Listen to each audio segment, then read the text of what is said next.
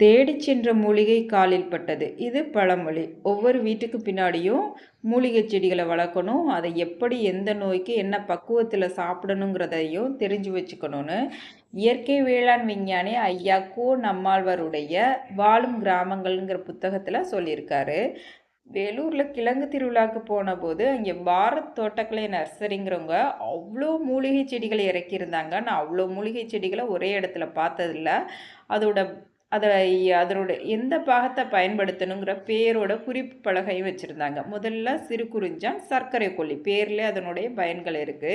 2 வசம்பு பிள்ளை வளர்த்தின்னு சொல்லுவாங்க. இதனுடைய வேற கையில் தான் குழந்தைகள் கட்டியிருப்பாங்க. அதனால பேச்சு திறன், பார்வை திறன், மூளை வளர்ச்சி கூட அதிகமாகுமா. ரணக்கல்லி சிறுநீரக கற்களை கரைக்கும். இதனுடைய இலைகளை டீ போட்டு குடிக்கும் போது நல்ல பலன் கிடைக்கும். நம்ம உடம்புல உள்ள காயத்தை கூட சரி பண்ணும்.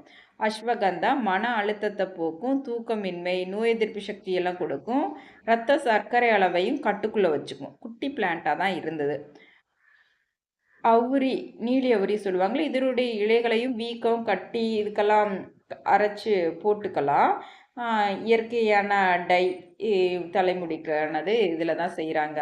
நெற்பவளம் உடல் குளிர்ச்சி கொடுக்கும். நம்ம உடலில் படுற மாதிரி இந்த விதைகளை நம்ம ஏதாவது ஒரு ஆர்னமெண்ட்டாக செஞ்சுக்கலாம். கேசவர்த்தினி, இது முடி வளர்ச்சிக்குன்னே உள்ள ஸ்பெஷலான ஒரு பிளான்ட் இது. அக்ரஹாரா, பல்வலி பூண்டு, இது பல்வலி வரும்போது இதனுடைய பூக்களை பல்லில் வச்சுக்கும்போது பல்வலி சரியாகும்.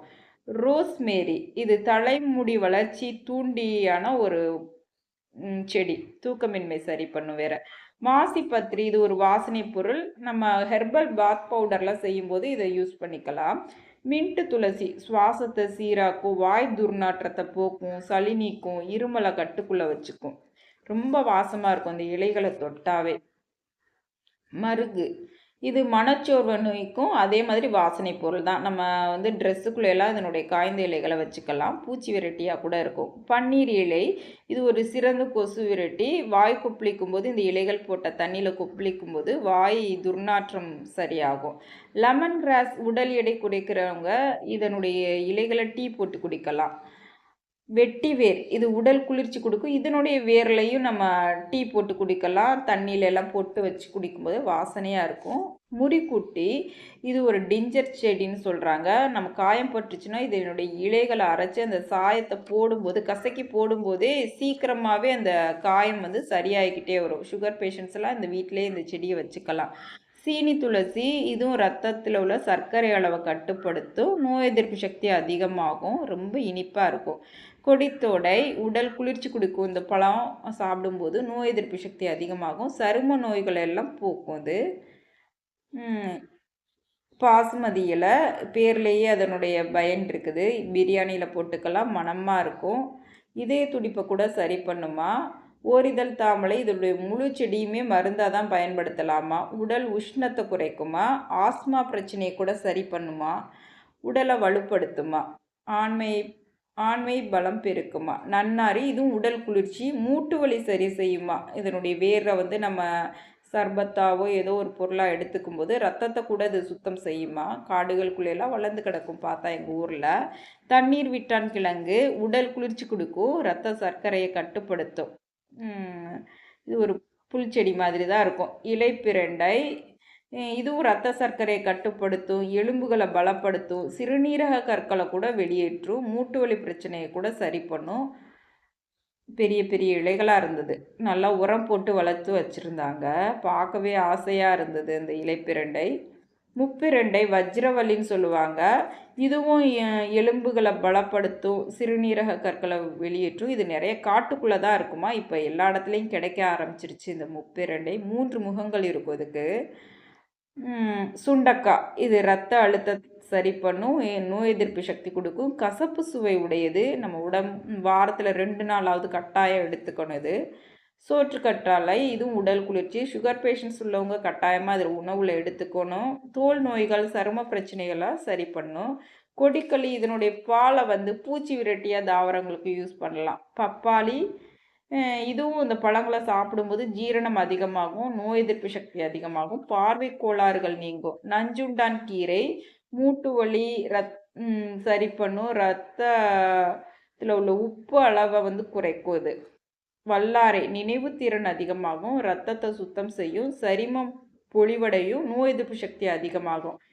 முடக்கத்தான் கீரை இது முடக்குவாதத்தை நீக்கும், மூட்டு வலியை குணமாக்கும், சளி இருமல் இதெல்லாம் விரட்டும், சரும நோய்களை விரட்டும். காடுகளுக்குள்ளெல்லாம் வளர்ந்து கிடக்கும். பேய் மிரட்டி சளியை போக்கும், செரிமானமின்மையை போக்கும். இது விளக்கு திரியாக பயன்படுத்தும் போது கொசுக்கள்லாம் வீட்டுக்குள்ளே வராது, எல்லாம் தெரிச்சடிச்சு ஓடிடும்.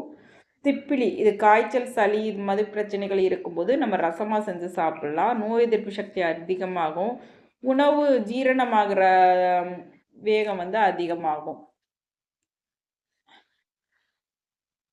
கொடி மாதிரி படரும். செங்காந்தல் குளோரிசா லில்லி நம்ம மாநில மலர். இதுலேருந்து புற்றுநோய்கள் செல்களை அழிக்கக்கூடிய பொருளை வந்து இதை கண்டுபிடிச்சிருக்காங்களாம். இதை கண்வழி கிழங்குன்னு கூட சொல்லுவாங்க. பிரம்மத்தண்டு சரும நோய்களை சரி செய்யுமா, இருமல் சளியெல்லாம் போக்குமா. ஆனால் எனக்கு இதெல்லாம் எப்படி பயன்படுத்தணும்னு தெரியல. ஆனால் இப்படி செடி இருக்குன்னு நீங்கள் பார்க்கும்போது தான் தெரிஞ்சுக்கிட்டேன். சிவப்பு பொன்னாங்கண்ணி காய்ச்சல் இருமல் இதெல்லாம் தணிக்குமா, நோய் எதிர்ப்பு சக்தி அதிகமாகுமா, சருமத்தை பொலிவடைய செய்யுமா, கண் பார்வை அதிகமாகுமா. சிவப்பு பொன்னாங்கண்ணி பீட்ரூட் பொன்னாங்கண்ணின்னு நினைக்கிறேன். சீந்தில் அல்லது அமிர்தவள்ளி இரத்த சர்க்கரையை கட்டுப்படுத்துமா, எலும்புகளை வலிவாக்குமா, புற்றுநோய் வீரியத்தை குறைக்குமா. ஆனால் அதில் எப்படி பயன்படுத்தணும்னு தெரியல. சிறுகண் பீடை சிறுநீரக கற்களை வெளியேற்றுமா. இது எங்கள் ஊர்லெலாம் நிறையா காட்டுக்குள்ளே நிறையா முளைச்சி கிடக்கும், நாங்கள் யாருமே கண்டுக்க மாட்டோம். பொங்கல் பூன்னு சொல்லுவோம், பொங்கல் அப்போ மட்டும் பயன்படுத்துவோம். அதை குட்டி குட்டி பூக்களாக இருக்கும். அதில் சிறுகண் பீழ் கோபுரம் தாங்கி இது வந்து கை கால் மூட்டு வலிக்கெல்லாம் பயன்படுத்தலாமா, விஷ பூச்சிக்கடிக்கெல்லாம் குணமாகுமா, தலைமுடி வளர்ச்சிக்கு பயன்படுதான், முடி உதிர்வை கட்டுப்படுத்துதான். இதுவும் எங்கள் ஊரில் நிறையா முளைச்சி கிடக்கும் ரோட்ல எல்லாம் பார்த்தா. தாண்டிக்காய் இது திரிபலா சூரணத்தில் இதுவும் ஒரு பொருள். பல்வலி ஈறு நோய்கள்லாம் குணமாக்கும், முடி வளர்ச்சிக்கும் உதவுமா, மூல நோய் கை கால் வீக்கம் கண் நோய்களுக்கெல்லாம் சரி பண்ணுமா. சிவப்பு சீத்தா கண் பார்வை மேம்படுமா. அதில் உள்ள பழங்கள் சாப்பிடும்போது ரத்த அழுத்தம் சீராகும், கேன்சர் செல்களை வந்து செயலிழக்க வச்சிடுமா. நீர்முள்ளி இது வந்து தலைவலி காய்ச்சல் மலைச்சிக்கல் இருக்கும்போது இது இந்த இலையில டீ போட்டு விதைகளை டீ போட்டு குடிக்கலாமா, சிறுநீரக பெருக்குமா, வியர்வையை அதிகப்படுத்துமா. துத்திக்கீரை ஃபைல்ஸ் குணமாகுமா, சிறுநீரக கற்களை வெளியேற்றுமா, ரத்த சர்க்கரையை சீராக வைக்குமா. கலவைக்கீரையாக அதை செஞ்சு சாப்பிட்லாம். மூட்டு வலி கூட சரி பண்ணுதா. இதுவும் எங்கள் ஊர் ரோடுகளில் முளைச்சி கிடக்கும். அப்புறம் மல்பெரி எல்லாருக்குமே பிடிச்ச மல்பெரி ரத்த சர்க்கரையை கட்டுப்படுத்தும், செரிமான கோளாறை சரி செய்யும். இதனுடைய பழங்கள் வந்து ரொம்ப சுவையாக இருக்கும். சரும நோய்களை கூட சரி பண்ணுதா. வீட்டில் எல்லாருமே வளர்த்துக்கலாம். தர்பைப்புல் இது சிறுநீரக கற்களை வெளியேற்றுமா, உடல் சூடு தணிக்குமா, கைவினை பொருட்கள்லாம் செய்யலாமா, பூச்சி விரட்டியாக கூட பயன்படுத்தலாமா. ஆனால் இது எப்படி பயன்படுத்தணுங்கிற குறிப்பு தெரியல. தெரிஞ்சுக்கிட்டேன் தர்பப்புல்ல கூட இப்படியெல்லாம் பயன்படுத்தலான்னு. முள் சீத்தா புற்றுநோய் செல்களை அழிக்குமா, இதனுடைய இழைகளில் டீ போட்டு குடிக்கலாம், நோய் எதிர்ப்பு சக்தி அதிகமாகும், சரும நோய்களை கூட சரி செய்யுமா, ரத்த சர்க்கரையை கட்டுக்குள்ளே வைக்குமா. எங்கள் வீட்டில் இப்போ தான் வச்சுருக்கேன், கொஞ்சம் உயரமாக வந்திருக்கு. நோனி நோனி பழம் இது வந்து சளி இருமல் காய்ச்சல் இதெல்லாம் சரி பண்ணுமா, நோய் எதிர்ப்பு சக்தி அதிகமாகுமா, உடலை வந்து புத்துணர்வாக்குமா, ரத்தத்தை சுத்திகரிக்க செய்யுமா. ஆனால் எனக்கு இதனுடைய வாசம் பிடிக்காது. எனக்கு சிறு சின்னியா இதெல்லாம் எனக்கு புதுசு. வயிற்று புண்களை ஆற்றுமா, விஷமுறிவு செடியாது, உடல் நச்சுக்களை வெளியேற்றுமா. இந்த செடியெல்லாம் இப்போ தானே முதன்முறையாக பார்க்குறேன். இப்படி ஒரு செடி இருக்குன்னே எனக்கெல்லாம் தெரியாது. சீமை அகத்தி இது தோல் நோய்களை போக்குமா, ரத்த அழுத்தத்தை வந்து சரி செய்யுமா. இது எங்கள் ஊரில் காட்டுப்பகுதிகளெல்லாம் முளைச்சி கிடக்கும், யாருமே கண்டுக்க மாட்டோம். சிறுநீரக பிரச்சனையை கூட சரி செய்யுமா. ஆவாரம் பூ ரத்த சர்க்கரை அளவை கட்டுக்குள்ளே வைக்குமா, பாத எரிச்சலை சரி பண்ணுமா. இப்போ நிறையா பேர் அதை தான் சொல்லிக்கிட்டே இருக்காங்க. நீர்நொச்சி சளி இருமல் காய்ச்சல்லாம் இருக்கும்போது இதை பயன்படுத்தலாமா. ஆனால் எப்படி பயன்படுத்தணும்னு தெரியல. இதுவும் எங்கள் ஊரில் நிறையா வேலியாக வச்சுருப்பாங்க, கிராமங்களில் நிறையா வீடுகளில் வச்சுருப்பாங்க. கருநொச்சி சளி இருமல் காய்ச்சல்லாம் இருக்கும்போது இதில் தண்ணி போட்டு ஜஸ்ட்டு சின்ன குழந்தைங்களுக்கு குளிப்பாட்டினாவே போதும், நல்லாயிருக்கும். ஒரு கொசு விரட்டியாக கூட பயன்படுத்தலாம். ஆனால் இப்போல்லாம் ஒரிஜினல் கருநொச்சி கிடைக்கிறதே இல்லை. சிவப்பு பருத்தி ஒரிஜினல் செம்பருத்தின்னு இப்போ பேரில் உலாவிக்கிட்டு இருக்குது. ரத்த அழுத்தம் சீராகுமா, உடல் வலுப்பெறுமா, கல்யாண முருங்கை ரத்த அழுத்தத்தும் சீராகுமா, பிசிஓடி பிரச்சனை உள்ளவங்க இதை கட்டாயமாக உணவில் எடுத்துக்கணும். மாதவிடாய் வலிகளை கூட குறைக்குமா, வயிற்று பூச்சிகளை அழிச்சிடுமா. அப்புறம் மருதாணி இது வந்து கிருமி நாசினி, உடல் வெப்பத்தை தணிக்கும், இளநரையை போக்கும், முடி வளர்ச்சியை தூண்டுவது. கட்டாயமாக எல்லாருமே நல்ல ஆர்கானிக் மருதாணியை பயன்படுத்தணும். இந்த வெயில் காலத்தில் உடலுக்கு நிச்சயமாக நன்மை பண்ணும்.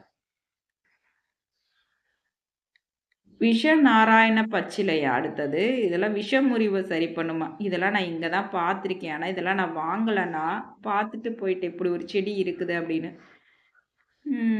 அப்புறம் நாகமல்லி இதுவும் விஷமுறிவு வந்து சரி பண்ணும். விஷமுறிவுக்காக கொடுக்கப்படும் ஒரு மூலிகை.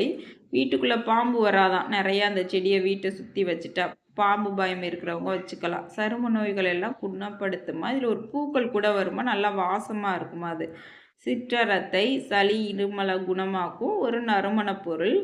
நிஜமாலே இது இருமல் இருக்கிறவங்க பயன்படுத்தினாங்கன்னா சித்திரத்தைய இருமல் வந்து கட்டுக்குள்ளே இருக்கும், சளியும் வெளியேறிடும்.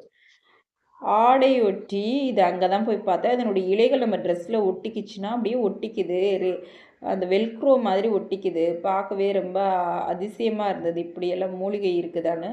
கள்ளி முளையான் இது உடலுக்கு குளிர்ச்சி கொடுக்கும், பசியை தூண்டும், ரத்த சர்க்கரை அளவை கட்டுப்படுத்தும். இதுலேருந்து நான் ஒரு செடி வாங்கினேன், ஏரோ ரூட். இது வந்து நோய் எதிர்ப்பு சக்தி. இந்த மாவு வந்து எங்கள் ஊர் பகுதிகளில் குழந்தைங்களுக்கு வயிற்றுனால போனால் கஞ்சி மாட்டை கிண்டி கொடுப்பாங்க. இது நோய் எதிர்ப்பு சக்தி கொடுக்கும். நிலவேம்பு இது காய்ச்சலை குணப்படுத்தும், நோய் எதிர்ப்பு சக்தி கொடுக்கும். இதுவும் இப்போ எல்லாருமே பயன்படுத்திக்கிட்டு இருக்காங்க. மாயன் கீரை இது நோய் எதிர்ப்பு சக்தி அதிகமாகும், உடல் வலிமையை கொடுக்கும், இரத்த அணுக்களோட அளவை வந்து அதிகப்படுத்தும், விஷ காய்ச்சலை கூட குணமாக்குமா. ஈஸியாக வளர்த்துடலாம் அந்த செடியை. கரு ஊமத்தை நரம்புகளை பலப்படுத்துமா, தலைமுடி உதிர்தலை தடுக்குமா, காது வலி காயங்களை குணப்படுத்தணுமா. ஆனால் இது எப்படி பயன்படுத்தணும்லாம் தெரியலை. தூதுவளை சளி இருமல் குணமாகும், நோய் எதிர்ப்பு சக்தி அதிகமாகும். எங்கள் வீட்டில் இருக்குது. இப்போ 3 வகை இருக்குது. அங்கேருந்து ஒரு கருப்பு முள் தூதுவளையை நான் வாங்கிட்டு வந்திருக்கேன்.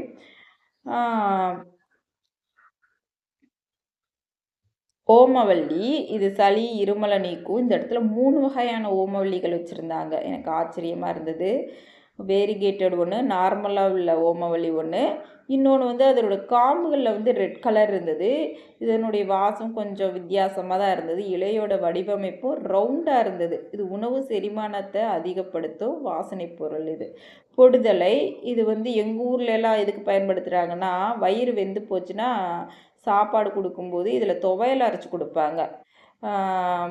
இது முடி வளர்ச்சிக்கும் பயன்படுத்துகிறாங்க. புளியாரக்கீரை இந்த கீரை வந்து புளிக்குமா, அது கண் நோய்கள் சரும நோய்கள்லாம் சரி செய்யுமா. குட்டியாக தான் இருக்குது, புளிக்கும் இந்த கீரை. நீர் பிரம்மி நினைவுத்திறன் அதிகமாக்கும், நரம்பு தளர்ச்சி அதிகரிக்கும், செரிமான கோளாறுகள் எல்லாம் சரி செய்யும். இதை சட்னி மாதிரி நம்ம யூஸ் பண்ணிக்கலாம். வெள்ளை குண்டுமணி இதனுடைய இலைகளை பற்கூச்சத்தை சரி பண்ணுறதுக்காக பயன்படுத்துகிறாங்க. ஆனால் எப்படி பயன்படுத்தணும்னு தெரியலை. பூனமிசை இதில் டீ போட்டு குடிக்கலாமா. இதனால் சிறுநீரக கற்கள் பித்த கற்கள்லாம் கரையும், ரத்தத்தில் உள்ள சர்க்கரை அளவு கூட கட்டுப்படுத்துமா. ஜாவாவில் உள்ள மக்கள் இந்த இந்த இலைகளில் தான் டீ போட்டு குடிக்கிறாங்களாம். செங்காம்பு கருவேப்பிள்ளை இது வந்து ரத்த சர்க்கரை அளவு கட்டுப்படுத்தும், உடல் கொழுப்பை குறைக்குது, செரிமானத்தை அதிகரிக்கும், முடி வளர்ச்சி கூட உதவுதான். நாமளும் மூலிகைகள் மருந்து மாதிரி பயன்படுத்தாமல் அன்றாடம் நம்ம எப்படி பயன்படுத்தணுங்கிறத தெரிஞ்சு வச்சுக்கிட்டு பயன்படுத்தலாம். நன்றி.